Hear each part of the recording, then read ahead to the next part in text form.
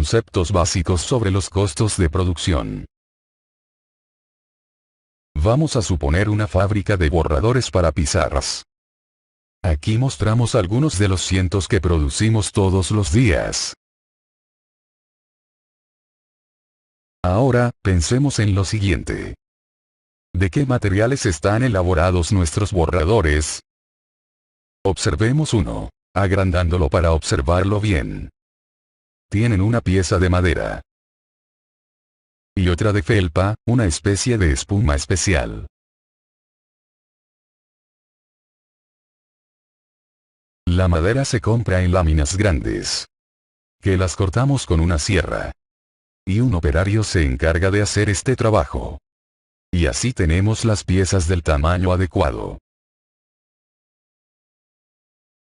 La felpa también se compra en láminas, que las cortamos con otra máquina. Y otro operario se encarga de hacer este trabajo. Y así tenemos las piezas del mismo tamaño que las de madera. El objetivo de todo esto es mostrar los costos de la producción.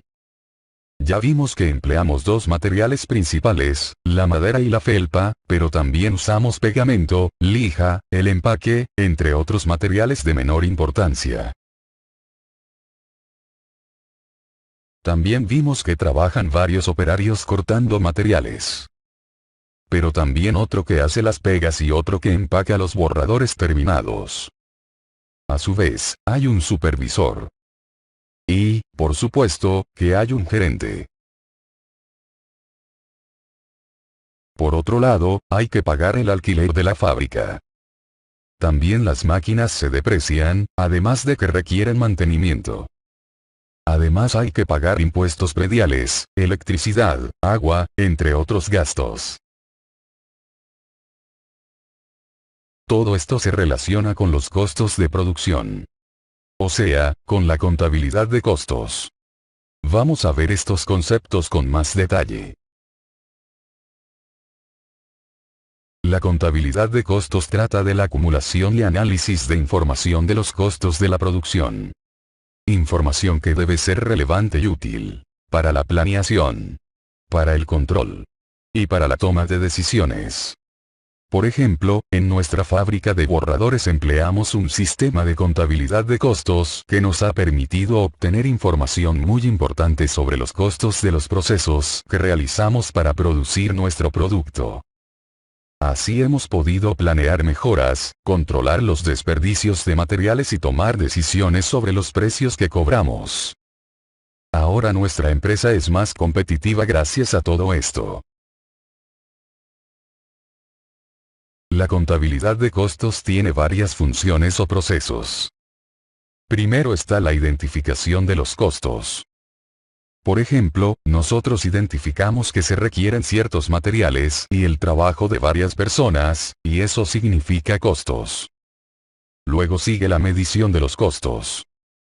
Para esto coordinamos con los distintos departamentos para que se realicen los registros apropiados de los distintos costos, tanto las compras, los pagos de salarios, de alquileres, electricidad y todos los demás.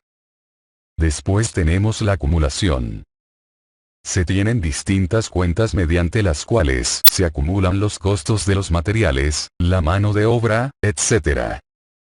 Posteriormente viene el análisis. Así, generamos ciertos reportes cada mes. De esa forma podemos conocer cómo se han comportado los costos de los distintos departamentos y de los distintos productos. Luego tenemos la interpretación. Comparamos los datos de los costos con nuestro desempeño de periodos pasados y con nuestras metas, y así nos damos cuenta si algo está fuera de los límites permisibles. Finalmente, viene la comunicación. Informamos a los distintos departamentos sobre los resultados de los costos, para que todos puedan tomar las decisiones adecuadas en el momento preciso. Vamos ahora a indicar lo que llamamos los elementos del costo de producción. De acuerdo con todo lo que hemos dicho sobre los costos de producción de los borradores, hemos observado que hay un costo de materiales.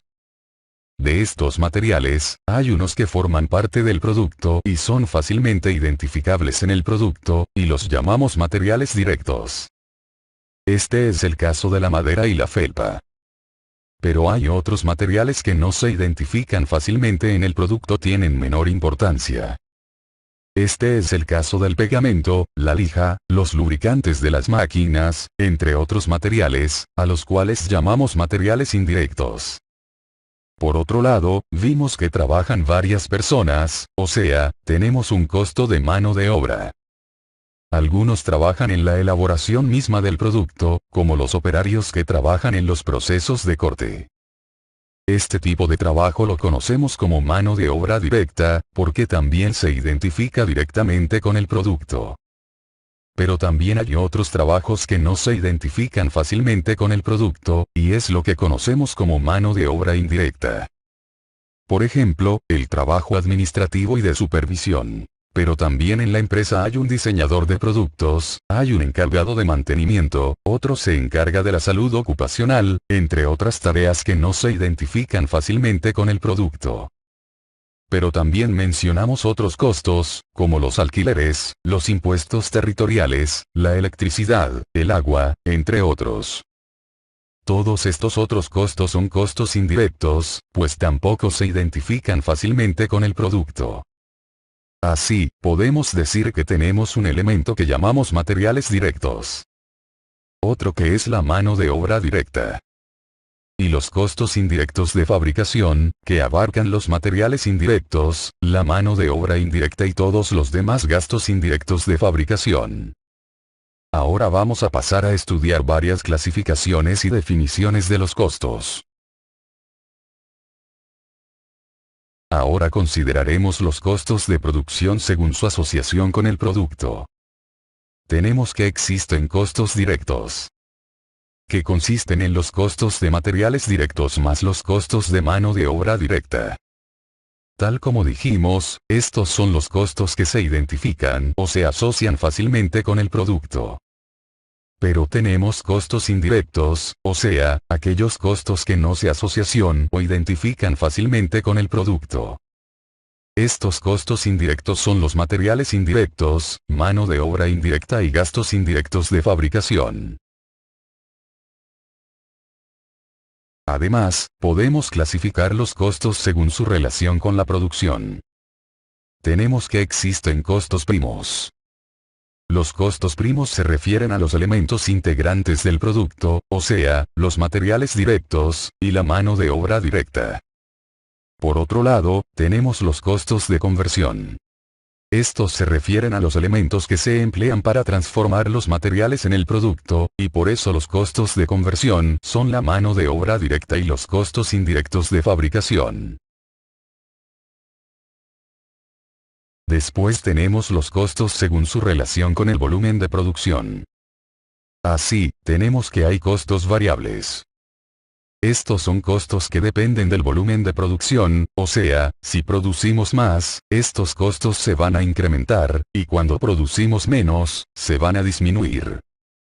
Los costos de materiales directos y los costos de mano de obra directa generalmente son costos variables, pues para producir más se requieren más materiales y se requiere trabajar más. Por otro lado, algunos costos indirectos de fabricación son variables, por eso le colocamos un asterisco. Por ejemplo, al producir más, se consume más electricidad, se requiere más mantenimiento de las máquinas, entre otros. Luego están los costos fijos. Estos son los costos que no dependen del nivel de producción, tal como un alquiler, cuyo monto es el mismo sea que se produzca mucho o que se produzca poco. Con frecuencia la mano de obra indirecta y los gastos indirectos de fabricación serán costos fijos, pues al producir más, sus montos serán los mismos. También podemos identificar los costos según las áreas funcionales de la empresa. Tenemos los costos de manufactura. Estos son los costos de la fabricación misma de un producto. Estos son los costos de los materiales directos, de la mano de obra directa y de los costos indirectos de fabricación. Pero después tenemos que hay gastos o costos de mercadeo y ventas. Estos consisten en los costos para hacer llegar a los productos a los clientes, y para lograr vender. Por eso incluimos aquí los salarios de vendedores, la publicidad, los costos de distribución, entre muchos otros. Además, tenemos los gastos administrativos. Estos son los salarios de los gerentes y otros puestos administrativos, pero que no pertenecen al área de producción, o sea, aquí podemos incluir el salario del gerente general, del gerente financiero, del de recursos humanos, pero no el salario de gerente de mercadeo, ni del gerente de producción, pues ya están incluidos en las categorías anteriores. También son gastos administrativos los alquileres de oficinas administrativas, los gastos de oficinas, como papelería, electricidad, depreciación de mobiliario, de fotocopiadoras, de computadoras, entre otros. Luego tenemos que podemos clasificar los costos según el periodo en el que se comparan con los ingresos. Tenemos entonces, que podemos distinguir los costos del producto. Estos son los costos que se identifican con la producción de un artículo. Por ejemplo, los costos de producir un borrador. Estos costos son costos de materiales directos, mano de obra directa y costos indirectos de fabricación. Todos estos son costos que se pueden estimar para un producto determinado.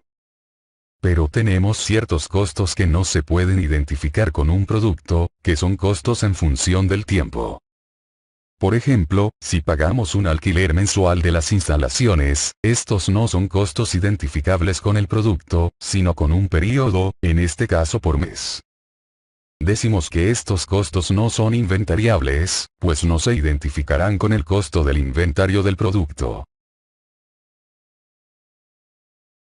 Por otro lado, tenemos que podemos clasificar los costos según su relación con el momento en que se calculan. Tenemos entonces que hay costos históricos. Estos son los costos sobre el pasado o sobre la actividad pasada, solo se conocen después que se incurrieron. Por ejemplo, podríamos tener un reporte de los costos de materiales del mes pasado, o de los costos de mano de obra de la semana anterior. Pero tenemos también costos predeterminados. Estos son costos futuros, son los costos calculados con anterioridad a la ocurrencia de los costos reales. Pueden ser costos presupuestados. O sea, costos que preparamos sobre alguna base a través de un presupuesto. Pero podemos tener costos estándares. Estos son costos científicamente determinados, o sea, se basan en especificaciones y estudios bien fundamentados. Veamos que los costos predeterminados se calculan antes de realizar la producción, mientras que los costos históricos se calculan después de efectuar la producción. Luego tenemos los costos según el tipo de costo incurrido. Existen costos desembolsables. Estos son costos que normalmente se reflejan en una salida de efectivo, como el pago de las planillas. Y tenemos costos de oportunidad. Estos son que no involucran una salida de efectivo, y representan los posibles beneficios que se sacrifican al tomar una decisión. Por ejemplo, al decidir no comprar una maquinaria nueva, estamos renunciando a sus posibles beneficios.